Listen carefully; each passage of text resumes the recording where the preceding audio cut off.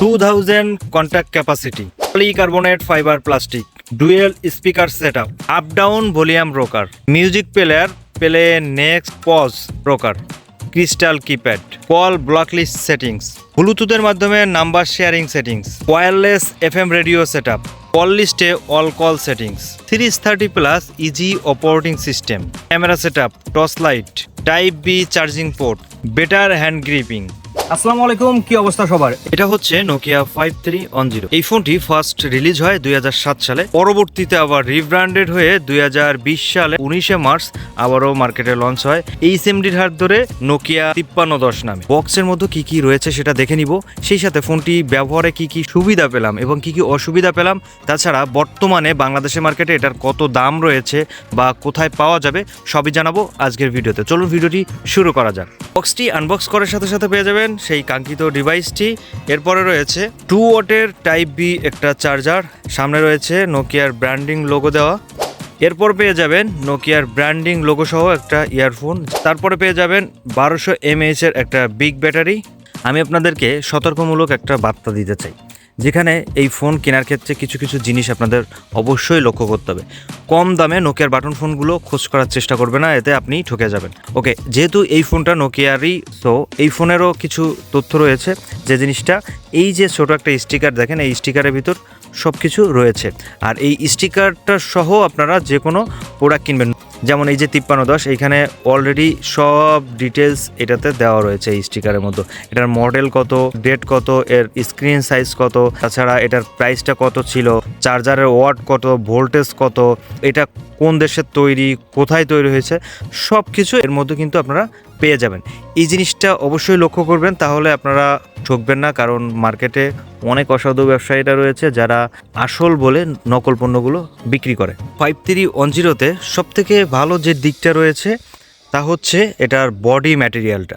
এটাতে ব্যবহার করা হয়েছে পলিকার্বনেট ফাইবার প্লাস্টিক, যেটা কিনা 90 ডিগ্রি না 100 ডিগ্রি পর্যন্ত বাঁকালো এটা ভাঙবে না। তার প্রমাণ হচ্ছে এই যে দেখেন। ফোনটির আরেকটি ভালো দিক হচ্ছে এটার কিপ্যাড সেকশন। এটা অনেক স্মুথ এবং ইজিলি প্রেস করা যায় কোনো রকম সমস্যা ছাড়াই। তাছাড়া এর কিপ্যাডগুলো ক্রিস্টাল হওয়ার কারণে অনেক দিন পর্যন্ত ব্যবহার করা যায় কোনো রকম কালার ওঠা ছাড়াই। যেহেতু এটা কিপ্যাড ফোন, অবশ্যই সাউন্ডের কথা আসবে। তো সাউন্ডের কথা বলতে হলে আরেকটা বিষয় চলে আসে, স্পিকারের বিষয়। তো এই ফোনটির স্পিকার হচ্ছে দুইটা, যে নিচে রয়েছে একটা আর উপরে রয়েছে একটা। তো আমি যদি আপনাদের সাউন্ডটা শোনাই তাহলে আরও বেশি ক্লিয়ার হয়ে যাবেন।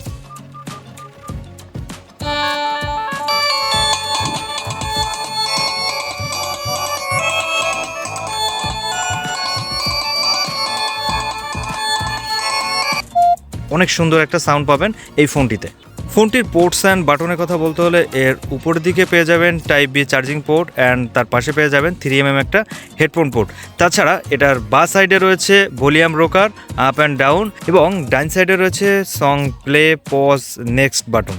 ফোনটির ক্যামেরা কোয়ালিটি একেবারে খারাপ ছিল না, বাটন ফোন হিসেবে অনেক ভালো ছিল।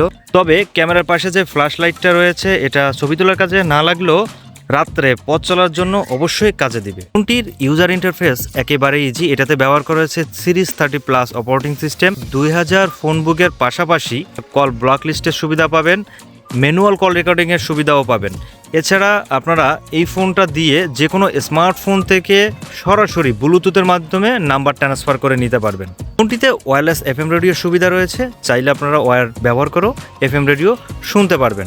এরপরে ফোনটিতে 2.4 ইঞ্চি qVGA TFT LCD প্যানেল ব্যবহার করা হয়েছে, এবং আমি আউটডোরে শ্যুট করতেছি, দেখতেই পাচ্ছেন অনেক সুন্দর এবং ক্লিয়ারলি এটা বোঝা যাচ্ছে।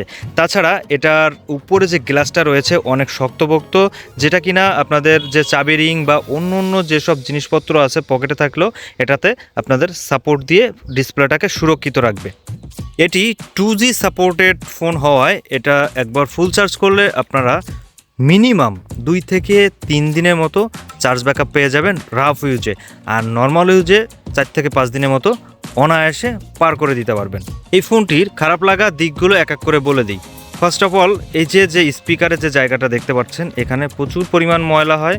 এই ময়লাগুলো পরিষ্কার করে না রাখলে কিছুদিন পরে সাউন্ডটা কমে যায়।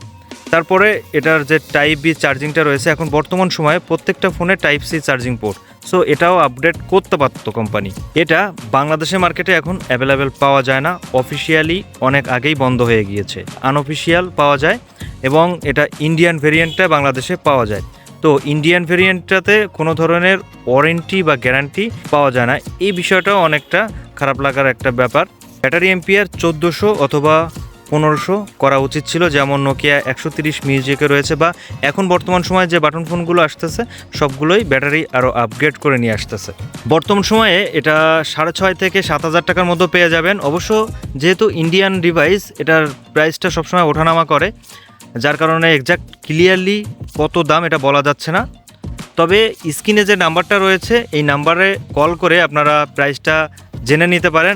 এই ছিল আজকের নোকিয়া 5310 নিয়ে ভিডিওটি কেমন লাগলো অবশ্যই কমেন্টস করতে ভুলবেন না।